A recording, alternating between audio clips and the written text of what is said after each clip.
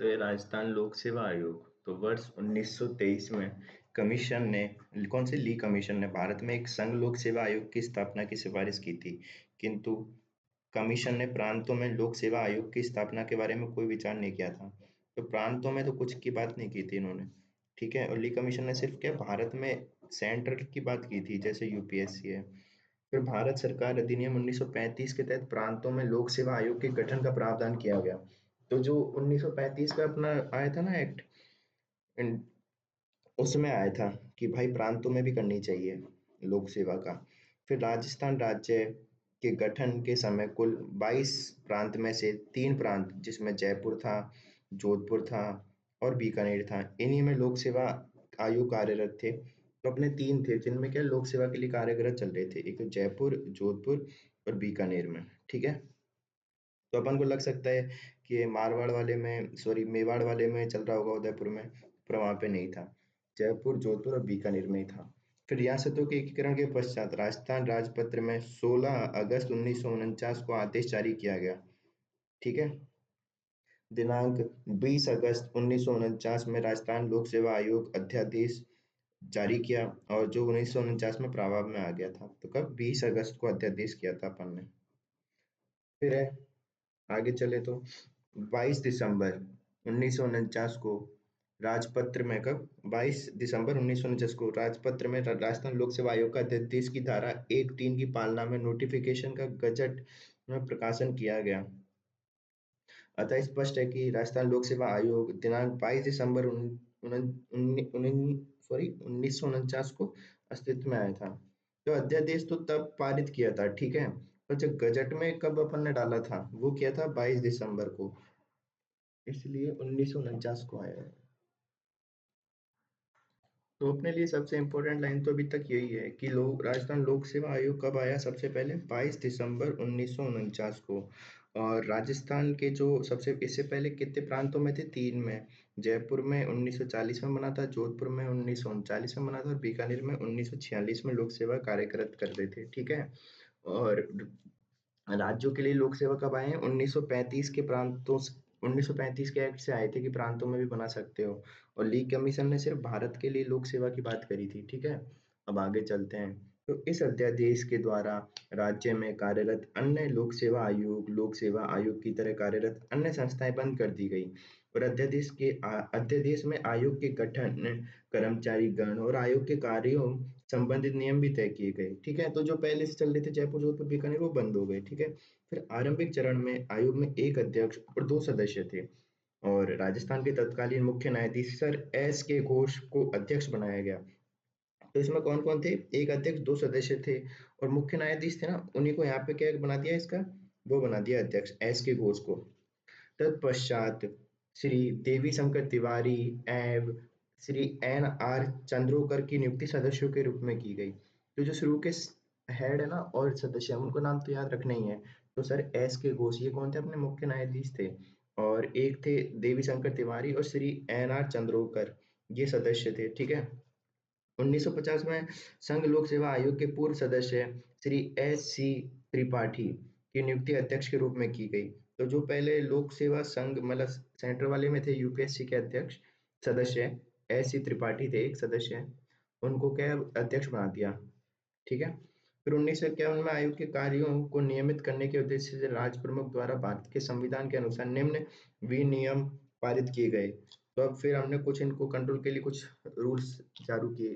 ठीक है, तो पहला था सेवा शर्तें नियम 1951, और एक है कार्यों की सीमा नियम 1951। तो इनकी सेवा शर्तें कौन से नियम से हो रही है? 1951 के से। और इनके कार्यों की सीमा क्या है? वो भी 1951 का एक नियम आया, उससे ही हो रही है।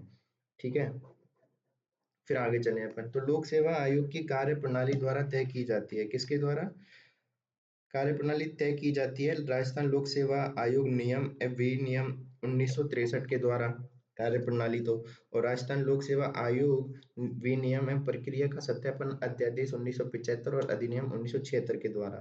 तो इनके द्वारा इसकी कार्य प्रणाली तय की जाती है, अपन को ये याद रखना है। फिर आगे चले अपन। तो आरंभिक चरण में आयोग का मुख्यालय जयपुर था। ठीक है, आरंभिक चरण में तो फिर सत्यनारायण राव समिति की सिफारिश पर 21 अगस्त 1958 को अजमेर स्थानांतरित कर दिया इसका। ठीक है, तो अपनी आरपीएससी है अब कहाँ पे चली गई है, वहां पे चली गई है ना, अजमेर में। तो वो कौन सी समिति पे गई थी, सत्यनारायण राव समिति, 21 अगस्त को गई थी। ठीक है, तो याद रखना, देखो 22 दिसंबर को आया था, 21 अगस्त को गया, तो ये आसपास की डेट है, बस मंथ अलग है। ठीक है, फिर आगे चले। 21 अक्टूबर 2000 को नया कार्यालय अजमेर की घूघरा घाटी पर स्थापित किया गया। अब देखो कार्यालय तो 21 अक्टूबर को लगा है, और सिफारिश कब आई थी उसकी, 21 अगस्त को। ठीक है, अब आगे चलें। गुणवत्ता गुणवत्ता प्रबंधन के लिए ऑस्ट्रेलिया एवं न्यूजीलैंड द्वारा आईएसओ सर्टिफिकेट दिया गया। ऐसा सर्टिफिकेट प्राप्त करने वाला गुजरात लोक सेवा आयोग के बाद राजस्थान लोक सेवा आयोग दूसरा आयोग बना। तो इसको देखो आईएसओ सर्टिफिकेट भी मिला हुआ है ऑस्ट्रेलिया न्यूजीलैंड के द्वारा, कि भाई बहुत अच्छा कार्य करता है ये, इसलिए। पर अपन को पता है कितना अच्छा कार्य कर रहा है ये। फिर आगे चले, तो ये एक संवैधानिक निकाय है, ये तो अपन को पता ही है। और अनुच्छेद संख्या 16, 234, 315 से 323 तक विशेष रूप से लोक सेवा आयोग के कार्य अधिकार क्षेत्र के संबंध में कार्य करते हैं। ठीक है, फिर भाग 14 में अनुच्छेद 315 से 323 तक राज्य लोक सेवा आयोग की संरचना, कार्यकाल, सेवा शर्तें, शक्तियां इत्यादि का उल्लेख है। तो इनमें 315 से 323 तक। ठीक है, फिर आगे चलें। इसकी नियुक्ति कौन करता है, राज्यपाल द्वारा। और सदस्यों की संख्या कौन करेगा, राज्यपाल तय करता है कि कितने सदस्य होंगे इसमें और कितने नहीं होंगे। वर्तमान में कितने हैं, एक तो अध्यक्ष होते हैं और 7 सदस्य हैं, तो कुल इसमें 8 जने हैं। प्रारंभ में इसमें एक अध्यक्ष और 2 सदस्य हुआ करते थे। फिर 1962 में क्या किया, इसमें एक अध्यक्ष 3 सदस्य किए गए। फिर 1965 में 4 सदस्य कर दिए। फिर 1985 में कितने की, 5 सदस्य है। फिर 1985 में ही 5 सदस्य थे। और फिर 2011 में एक अध्यक्ष और 7 सदस्य करती है। ठीक है, तो कब कब है इसके जैसे, देखो प्रारंभ में कितने, एक और दो। फिर 62 में थे एक और तीन। 65 में थे एक और चार। फिर 85 में कर दिए एक और पाँच। और 2011 में कर दिए एक और सात। ठीक है ना, तो वर्तमान में कितने हैं, एक और सात, टोटल हो गए 8 सदस्य। कौन तय करता है, राज्यपाल। फिर आगे चलें, योग्यता क्या है। आधे सदस्य ऐसे होंगे जिन्हें भारत सरकार या राज्य सरकार के अधीन 10 वर्ष का प्रशासनिक अनुभव हो। ठीक है, योग्यता। फिर कार्यकाल क्या है, तो 6 वर्ष या 62 वर्ष, ये इसका कार्यकाल है। पूर्व में 60 वर्ष हुआ करती थी, लेकिन 41वें संविधान संशोधन 1976 द्वारा 62 वर्ष कर दी गई। तो पहले इनकी जो थी ना, वो 60 वर्ष तक ही हुआ करते थे ये, अब 62 कर दी गई है इनकी। फिर त्यागपत्र ये राज्यपाल को देंगे। और हटाने की प्रक्रिया या आधार है, तो कदाचार करने पर और कुछ अन्य आधार हैं। ठीक है, जिनमें जांच के द्वारा, तो वो है जैसे कि दिवालिया घोषित होने पर, मानसिक और शारीरिक अक्षमता पे और अक्षम होने पे, सवेतन नियोजन में लगने पर, निगमित कंपनी का सदस्य होने पे। तो ये कुछ इनके हटाने की प्रक्रिया या आधार बता सकते हैं। फिर है जांच। उच्चतम न्यायालय के न्यायाधीश द्वारा संविधान के अनुच्छेद 145 के अधीन प्रक्रिया के द्वारा जांच की जाएगी। ठीक है, जांच उपरांत राष्ट्रपति द्वारा हटाया जाएगा। तो हटाता कौन है, इनको राष्ट्रपति। पर इनको त्याग किस पत्र किसको देते हैं, राज्यपाल को। जांच के दौरान राज्यपाल निलंबित करेगा। पर जब जांच हो रही होगी उस टाइम पे इनको सस्पेंशन भी तो होना चाहिए, नहीं तो ये कुछ बाधा डालेंगे उसमें जांच में, उस टाइम पे कौन करेगा, राज्यपाल इनको सस्पेंड कर देगा। फिर वार्षिक प्रतिवेदन। तो वार्षिक प्रतिवेदन ही राज्यपाल को देते हैं, किसको, राज्यपाल को, ये सरकार को नहीं देते हैं। ठीक है, 323(2) के तहत। फिर लोक सेवा आयोग के सदस्य की सेवा शर्तें में उसकी नियुक्ति के पश्चात अलाभकारी परिवर्तन नहीं होते हैं। ठीक है, आगे चलें अपन। राज्यपाल विनियमों द्वारा आयोग के सदस्यों की संख्या और उनकी सेवा शर्तों का अवधारण करेगा। तो राज्यपाल करता है। ठीक है, तो अपन ने पढ़ लिया था। फिर राज्य लोक सेवा आयोग के व्यय जिनके अंतर्गत आयोग के सदस्य, कर्मचारी वृद्ध को उनके संबंध में संदेह, कोई वेतन भत्ते, पेंशन है, तो राज्य की संचय निधि पर भारित होंगे। तो इनके जो भी कार्य के लिए करने के लिए पैसा चाहिए व्यय, और इनके जो वेतन भत्ते हैं वो सब संचय निधि पे भारित हैं। ठीक है, फिर लोक सेवा आयोग का सचिवालय। तो भारतीय प्रशासनिक सेवा के अधिकारी को आयोग सचिवालय में सचिव के पद पर नियुक्त किया जाता है। तो इसके जो सचिवालय है ना, उसमें एक सचिव होता है, वो कौन होता है, जो अपना आईएएस होता है भारतीय लोक सेवा का। ठीक है, और सचिव द्वारा समस्त प्रशासनिक व वित्तीय कार्यों का निष्पादन किया जाता है। जो सचिव है ना, वो कार्य करता है ये प्रशासनिक और वित्तीय। फिर सचिव की सहायता के लिए उप सचिव और परीक्षा नियंत्रक होते हैं। ठीक है, 1969 के पश्चात सचिव के पद पर भारतीय प्रशासनिक सेवा के अधिकारी की नियुक्ति की जाती है। सचिव की नियुक्ति व सचिव के वेतन भत्तों का निर्धारण राज्यपाल करता है। ठीक है, ये याद रखना है। फिर है प्रथम सचिव थे श्री श्याम सुंदर राव और प्रथम महिला सचिव थी श्री ओटीमा बोर्डिया। तो ओटीमा बोर्डिया पहली महिला सचिव थी। सचिव तो समझ गए ना अपन, जैसे वहाँ की इनकी संस्था आरपीएससी उसके कार्य करवा रहा है कोई, उसमें कैसे कैसे फंक्शन हो रहे हैं उनको देख रेख कर रहा है। तो उस बिल्डिंग को देखने वाला कौन है? सचिव है। ठीक है, तो प्रशासनिक कार्य कैसे कर रहे हैं और वहाँ पे वित्तीय कार्य उनको देखता है सचिव। तो इनके होते हैं आईएएस। ठीक है, और इनका निर्धारण वेतन भत्तों का राज्यपाल करता है। पहले के सचिव कौन थे? श्री श्याम सुंदर राव। महिला कौन थी? श्रीमती ओटीमा बोर्डिया। फिर राजस्थान लोक सेवा आयोग की स्वतंत्रताएं। तो अध्यक्ष एवं सदस्यों की नियुक्ति में निश्चित कार्यकाल निर्धारण किया गया है। ठीक है, और कार्यकाल पूर्ण होने के बाद पुनर्नियुक्ति का प्रावधान नहीं है। राजस्थान लोक सेवा आयोग के अध्यक्ष और सदस्य केंद्र और राज्य सरकार का कोई लाभ का पदारण नहीं करेंगे। एक बार नियुक्ति के बाद किसी प्रकार का अलाभकारी परिवर्तन भी नहीं किया जा सकता। तो ये सब तो अपन ने पढ़ लिया। फिर आगे देखें तो संवैधानिक प्रावधान क्या है। तो भाग 14 में अनुच्छेद 315 से 323 तक राज्य लोक सेवा आयोग की संरचना, कार्यकाल, सेवा शर्तें अपन ने देख लिया था। फिर 315 में देखें क्या है। तो एक राज्यों के लिए लोक सेवा आयोग की बात कर रहा है 315 संघ और राज्यों के लिए। तो 315 एक राज्यों के लिए एक लोक सेवा आयोग का गठन होगा और कानून राज्य विधानमंडल बनाएगा गठन के लिए। ठीक है, फिर 315 दो में क्या है, दो या दो से अधिक राज्यों के लिए संयुक्त आयोग का प्रावधान किया है। ठीक है, फिर 316 में सदस्यों की नियुक्ति पदावधि की बात की गई है।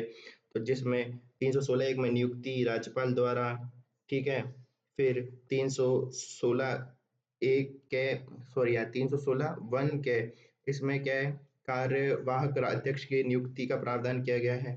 ठीक है, फिर 316 दो में क्या है, पदावधि। तो कितनी बताइए, 6 या 62। फिर 316 दो क्या है, तो त्याग पत्र राज्यपाल को ये बात करता है। 316 तीन पुनर्नियुक्ति का पात्र नहीं होगा, ये वाली बात करता है। ठीक है, फिर है 317। तो 317 लोक सेवा आयोग के किसी सदस्य का हटाया जाना या निलंबित किया जाना उसकी बात करता है। तो ये बोल रहा है कदाचार करने पर राष्ट्रपति द्वारा पद से हटाया जाएगा। ठीक है, और जांच कौन करेगा? उच्च न्यायालय के न्यायाधीश के द्वारा। ठीक है, संविधान के अनुच्छेद 145 के अधीन प्रक्रिया के तहत। ठीक है, तो ये अनुच्छेद 317 एक में। फिर जांच के दौरान इसको राज्यपाल निलंबित करेगा, अपन ने देखा था 317 दो में लिखा है। 317 तीन में हटाने के अन्य आधार भी बताए हैं, जिसमें दिवालिया घोषित हो जाए, राष्ट्रपति की राय में मानसिक शारीरिक अक्षम हो जाए, सवेतन नियोजन में लगने पर। तो 317 चार में क्या दिया है, निगमित कंपनी का सदस्य होने पर कदाचार का दोषी समझा जाएगा। तो ये सब है इनके हटाने वाली चीजें। फिर आयोग के सदस्यों और कर्मचारी व्रत की सेवा शर्तों के बारे में विनियम बनाने की शक्ति अनुच्छेद 318 में है। तो इसमें राज्य का राज्यपाल विनियमों द्वारा, जिसमें 318 एक में दिया गया है, आयोग के सदस्यों की संख्या, सेवा शर्तें तय करेगा कौन? राज्यपाल। फिर 318 दो में दिया है, आयोग के कर्मचारी बंधुओं की संख्या और उनकी सेवा शर्तों के संबंध में उपबंध कर सकेगा। तो ये सब बस वही दिया हुआ है। तो देखो ये हो गए। फिर आगे 319 में आयोग के सदस्यों द्वारा ऐसे सदस्यों ऐसे सदस्य न रहने पर पद धारण करने के संबंध में प्रतिषेध। आयोग के सदस्यों द्वारा ऐसे सदस्य न रहने पर पद धारण करने के संबंध में प्रतिषेध। तो लोक सेवा आयोग का अध्यक्ष भारत सरकार या किसी राज्य सरकार के अधीन किसी नियोजन का पात्र नहीं होगा। तो लोक सेवा का अध्यक्ष है ना, वो तो कहीं पे भी नहीं होगा, ना भारत सरकार और न ही राज्य की सरकार के अधीन। फिर 19 दो में लिखा है, किसी राज्य लोक सेवा आयोग का अध्यक्ष संघ लोक सेवा आयोग के अध्यक्ष या अन्य सदस्य के रूप में अथवा किसी अन्य राज्य लोक सेवा आयोग के अध्यक्ष के रूप में नियुक्त होने का पात्र होगा। तो ये कह रहा है कि जो किसी राज्य में अध्यक्ष है लोक सेवा का, मतलब आरपीएससी का जो अध्यक्ष है, वो गुजरात में अध्यक्ष बन सकता है पर सदस्य नहीं बन सकता, मतलब अध्यक्ष से नीचे नहीं जा सकता, दूसरे राज्य में अध्यक्ष बन सकता है। और यूपीएससी में तो वो सदस्य भी बन सकता है और अध्यक्ष भी बन सकता है।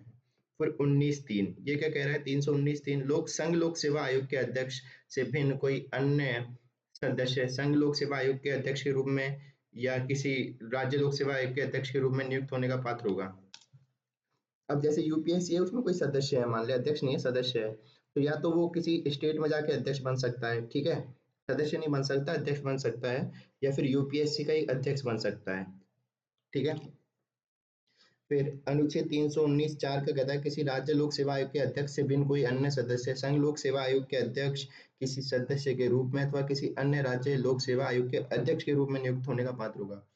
ठीक है, तो कोई सदस्य है यानी कि वो स्टेट वाले में, जैसे आरपीएससी में कोई सदस्य है तो किसी दूसरे स्टेट में जाके सदस्य तो नहीं बन सकता पर अध्यक्ष बन सकता है, और आरपीएससी में सॉरी यूपीएससी में जाके अध्यक्ष भी बन सकता है, सदस्य भी बन सकता है। फिर है 320। तो आर्टिकल 320 क्या कह रहा है, आयोग के कृत्य क्या है। तो सेवाओं में नियुक्तियों के लिए परीक्षाओं का संचालन करेगा। फिर सिविल सेवाओं में सिविल पदों के लिए भर्ती की पद्धतियों से संबंधित विषय पर सलाह देगा। फिर है सिविल सेवा और पदों पर नियुक्ति करने में तथा एक सेवा से दूसरी सेवा में पदोन्नति अंतरण करने अनुसरण के लिए की जाने वाले सिद्धांत और ऐसी नियुक्ति पदोन्नति अंतरण के लिए अभ्यर्थियों की उपयुक्तता पर सलाह देगा। ऐसे व्यक्ति पर जो भारत सरकार या किसी राज्य सरकार की सिविल हैसियत में कार्य कर रहा है प्रभाव डालने वाले सभी अनुशासनिक विषयों पर इसके अंतर्गत ऐसे विषय से संबंधित अभ्यावेदन याचिकाएं पर सलाह देगा। ठीक है। फिर किसी ऐसे व्यक्ति को हुई क्षति के बारे में पेंशन अधिनिर्णित किए जाने के लिए दावे और ऐसे अधिनिर्णय की रकम विषय प्रश्न पर परामर्श ये सब कार्य करेंगे। और भाई इनकी लैंग्वेज बहुत खतरनाक है भाई। 321 लोक सेवा आयोग के कृत्यों का विस्तार करने की शक्ति। तो संसद द्वारा किसी राज्य के विधानमंडल द्वारा बनाए गए कोई अधिनियम संघ लोक सेवा आयोग या राज्य लोक सेवा आयोग के संबंध में और किसी स्थानीय प्राधिकारी या विधि द्वारा गठित अन्य निगमित निकाय या किसी लोक संस्था की लोक सेवाओं के संबंध में अतिरिक्त कृत्यों का प्रयोग कर सकेगा। तो कौन बनाएगा इनके लिए, अगर इनकी शक्तियों का विस्तार करना है तो मतलब सेंट्रल मतलब यूपीएससी के लिए बनाएगी संसद, और आरपीएससी के लिए बनाएगा कौन, राज्य विधानमंडल। ठीक है। तो लोक सेवा आयोग के व्यय क्या हैं। तो राज्य लोक सेवा आयोग के व्यय जिनके अंतर्गत आयोग के सदस्यों या कर्मचारी वृंद को या उनके संबंध में संदेह कोई वेतन भत्ते या पेंशन है राज्य संचय निधि पर भारित होंगे। तो इनके जो खर्चे हैं और इनके वेतन भत्ते हैं वो राज्य की संचय निधि पर भारित होंगे, याद रखना है। किसमें दिया है, अनुच्छेद 322 में। ठीक है। फिर अनुच्छेद 323 लोक सेवा आयोग के प्रतिवेदन तो किसको देंगे, राज्यपाल को देंगे, अपन ने देखा था वार्षिक